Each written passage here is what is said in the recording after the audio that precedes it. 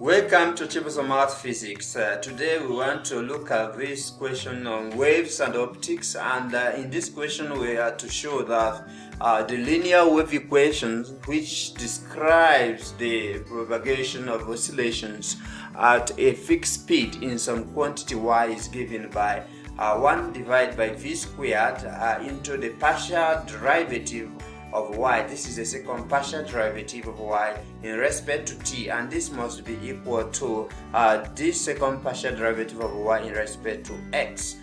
So what we are going to do is to prove that the left hand side is equal to the right hand side, and to do that we need to refer to wave equation, and we know that our wave equation, let's take a pen. So our wave equation is given by y into xt, and this must be equal to a sine of theta. Let's just call this sine. It is a into sine kx minus omega t plus phi, or what we call the phase angle. Well, you need to pay attention to this. Y is nothing but the vertical position. Y is nothing but the vertical position. A is the amplitude. We know K is nothing but the angular wave number. We have X. X in this case is nothing but the horizontal position. Of course, we have the angular frequency, which is given by omega, and T is the time variable. Of course, we have the phase, which represents the angle. But we know what this sign mean in terms of acute angle. When we look at if theta is one of the acute angles in a triangle, if we draw a triangle, then we say the sine of theta is nothing but the ratio of the opposite side to the hypotenuse. If sine is the ratio of the opposite side to the hypotenuse, it therefore means that cosine is a ratio of the adjacent side to the hypotenuse. Therefore, our equation we are going to concentrate is x into t. This will be a, instead of using sine, which is the ratio of the opposite side of a hypotenuse, we are going to use the cosine, which is the adjacent side of a hypotenuse. So cos kx minus omega t.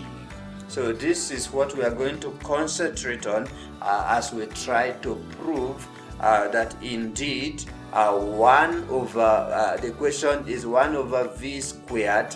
The second partial derivative in respect to y, this is in respect to t, must be equal to the second partial derivative of y in respect to x. So this is what we are going to be proving, that the left hand side is equal to the right hand side. So stay tuned, let's go together. So let's go together. Let's partially differentiate this in respect to x. We can start with x. This will be a partial derivative in respect to x is a partial x, and this will be equal to, when you differentiate this, we will have a, the derivative of cos is negative sine, so this will be negative sine. Then we keep the inside, which is kx minus omega t, and then we differentiate what is inside. If you differentiate what is inside, you will simply get k, because this is an angle, so this will simply be k. So therefore, what this means is that our first partial derivative will be negative k. Then we have a sine kx minus omega t. Now let us find the second partial derivative in respect to x. This will be the second partial derivative in respect to x. This will be, if we differentiate this is going to give us, we have negative, it is negative a. The derivative of sine is cosine, so this is a negative a cosine of what is inside, which is kx minus omega t. Then when we differentiate what is inside, we simply get k, since it is angle. Therefore what we are going to have is nothing but k multiplied by k. We will have k squared, so it will be negative k squared a cosine of what we'll have inside is nothing but kx minus omega t.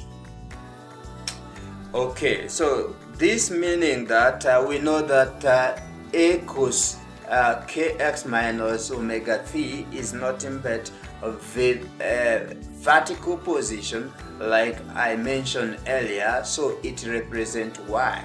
So you can say that we can say that a cosine of kx minus omega t in this case is nothing but y. So this means that what we are going to left with here is negative k squared y.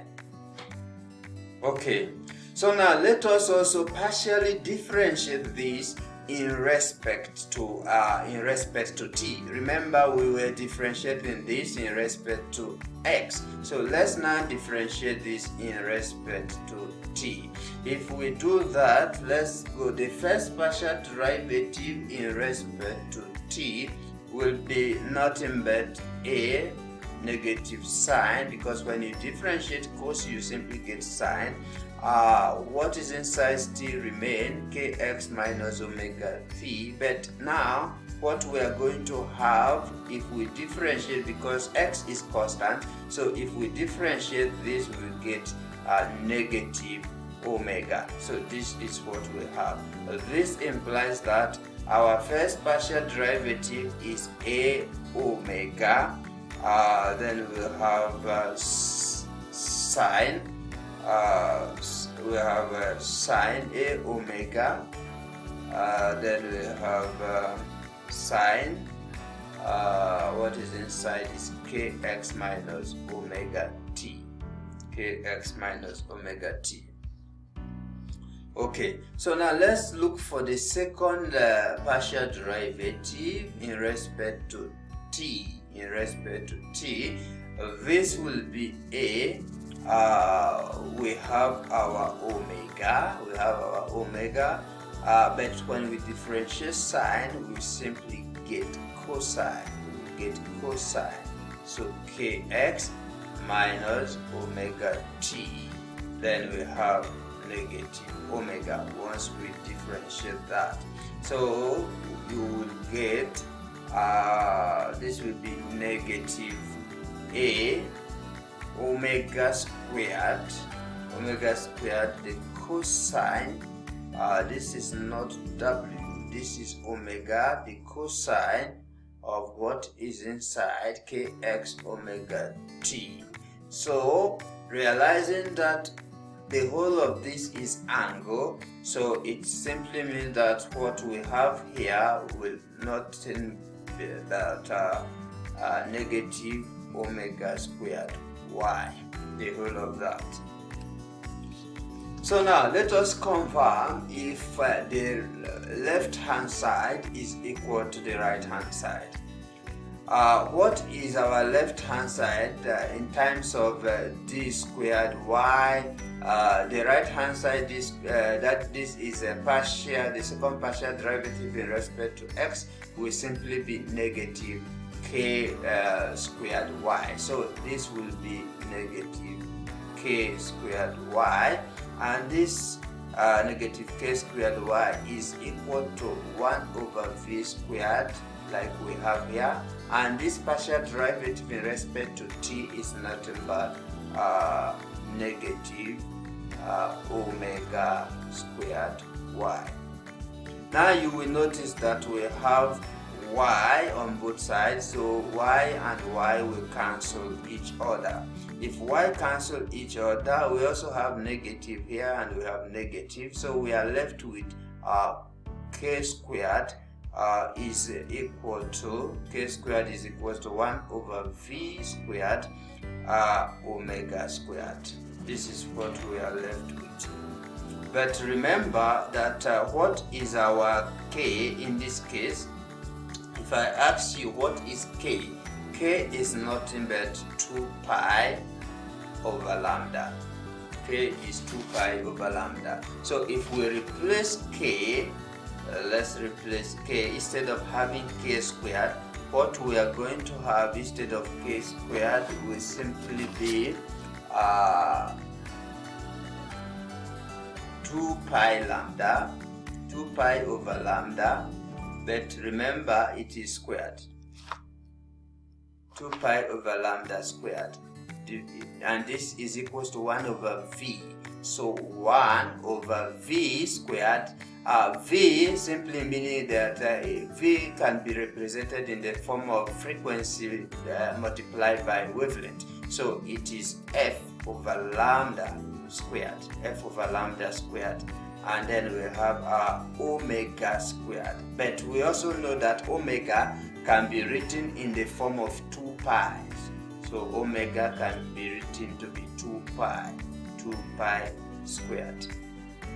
2 pi squared, then we have f squared.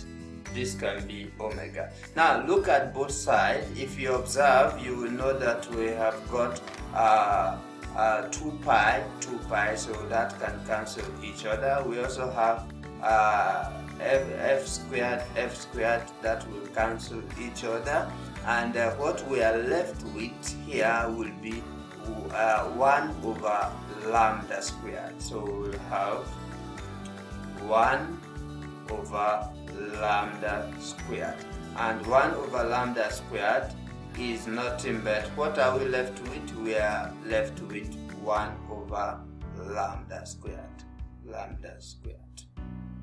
So now you can see that the left hand side is equal to the right hand side. Actually what we are proving is to show that indeed 1 over v squared, the second partial derivative of y in respect to t, is equal to this partial derivative in respect to x. So if 1 over lambda squared is what we have on the left hand side, and it is 1 over lambda that we have on the right hand side, we can therefore say that it is indeed true that 1 over v squared, the second partial derivative of y in respect to t, is equal to the second derivative of y in respect to x. And this is proved. I hope you have enjoyed the video. In the next video we'll do some computations that involve wave equations. And if you are joining us, you can click on the subscribe button so that you'll be notified as we upload subsequent videos. I remain your friend, Augustine Galagash.